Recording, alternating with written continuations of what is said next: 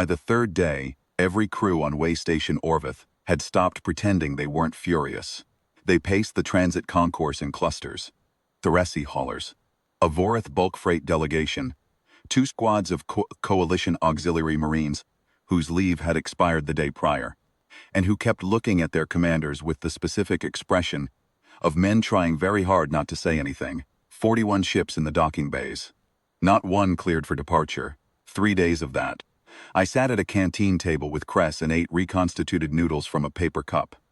Cress was 11 years old, black as a coal seam, and weighed about 40 kilograms of pure slow.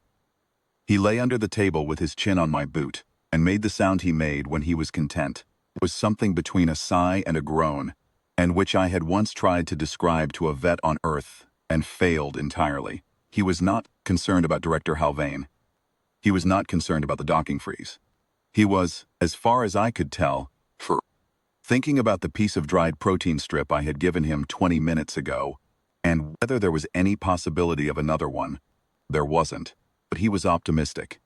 Director Halvane ran coalition compliance on the deep route Waystation circuit, and he had held Orveth for 3 days, on the strength of a documentation discrepancy that, depending on who you asked, either threatened the structural integrity of interspecies transit law or was a data entry error in a field that had been optional since 2019. He worked at a processing desk at the far end of the concourse, behind a temporary partition of frosted polymer panels, and he had the quality of a man who had never once in his professional life been made to feel that he might be wrong. Not arrogance, exactly. Something colder, a kind of administrative certainty, like a geological feature. I had watched 6 representatives try him in 3 days. A Theresi freight captain, with 17 years of coalition transit credits. A Vorith senior delegate with an attaché case full of precedent documents. Coalition auxiliary colonel who outranked him by 4 pay grades and knew it. Halvane had processed each one through the same sequence: initial review, discrepancy notation, referral to subsection, request for supplemental documentation, with the calm of a man performing a function that exists entirely outside the range of human persuasion. They had not moved him. On the afternoon of day 3, a coalition processing junior came to my table and told me Director Halvane would see me regarding my companion animal's transit certification. I looked down at Cress. Cress looked up at me. He wagged once slowly, the way he did when he decided a situation was probably fine. I picked up my cup of noodles and we went. Halvane was a tall man. Coalition standard issue tall. The kind of height that gets maintained through institutional nutrition and regulation, exercise. With pale eyes and the deliberate stillness of someone who understood that stillness was a form of authority. His desk had nothing on it except a single document reader and a ceramic mug of something hot. His partition walls were bare. He looked at me. Customs officials look at you when they've already found what they were looking for. He looked at Cress the way customs officials look at something they do not have a category for. "Mr. Marsh," he said, "companion animals transit documentation is filed under Earth Biological Category 12, domestic quadruped. This category requires a coalition-recognized species cross-reference, a handler certification number indexed to a coalition registry, and a current behavioral threat assessment completed within 60 standard days." He paused. "You have none of these." "I have the Earth forms," I said. "Earth forms are not coalition forms." Cress, at this point, wandered to the right. There was a stack of equipment cases along the partition wall. Document scanners, probably. Or the portable server units Halvane's team had brought from the docking office. Cress put his nose against the bottom case and inhaled for about 4 seconds with the focused interest of a man reading a newspaper. "Mr. Marsh, he's just sniffing," I said. Halvane looked at Cress with the expression of a man running an internal search for the relevant protocol and, finding the results insufficient. "The animal must remain." Cress had moved on to the second case. He sneezed. "Dust, probably." "What is the behavioral threat classification of this animal?" Halvane asked.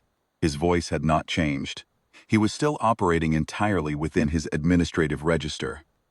But there was something happening behind the pale eyes that had not been there a moment ago. "He's a Labrador," I said. "That is a breed designation, not a threat classification. He's never threatened anything in his life."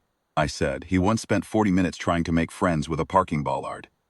Halvane looked at me for a moment, then at Cress, who had finished with the equipment cases, and was now standing in the approximate center of the space, looking around with the expression he wore when he was deciding where to lie down. Without the required documentation, Halvane said, recovering, I cannot authorize transit clearance for an unclassified biological entity. The regulation is clear. If you cannot provide the cross-reference documentation, I will need to. Cress lay down. He did it the way he always did it. A slow hinge at the front legs, a deliberate lowering of the back half. A single adjustment once he was down to get the angle right. His chin on Director Halvane's left boot. He exhaled. I have described this to people afterward, and none of them have quite understood the specific quality of the silence that followed. It was not the silence of a threat. It was not the silence of confrontation. It was the silence of something very old and very calm, occupying a space and making the space, by its presence alone, into a different kind of place. Halvane looked down at his boot. Cress looked up at Halvane. I counted. At 47-second, Halvane reached down. He was slow about it, careful. The way you move when you're not sure what you're doing, but you've decided to do it anyway. He put 2 fingers on the top of Cress's head. His tail moved once. Slow, Halvane straightened up. He sat very still for a moment. Then he picked up his document reader, opened a new entry field, and began to type. It took him 6 minutes. I ate the rest of my noodles. Cress did not move from the boot. When Halvane was done, he turned the reader so I could see the screen.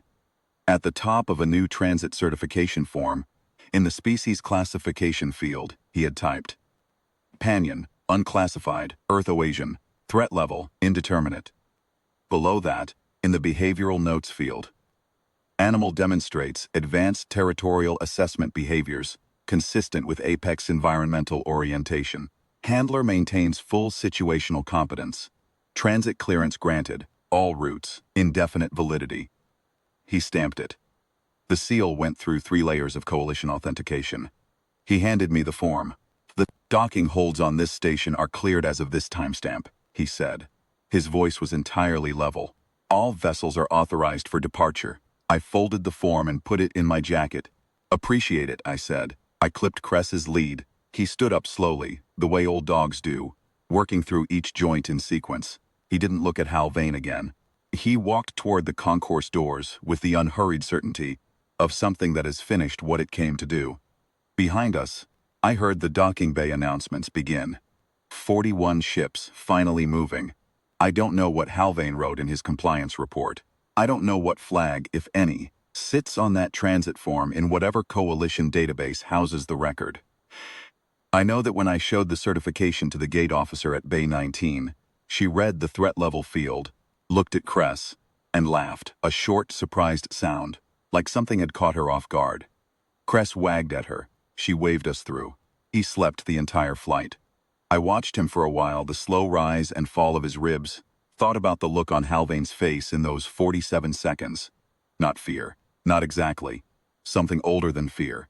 Recognition, maybe. The kind that doesn't need a category.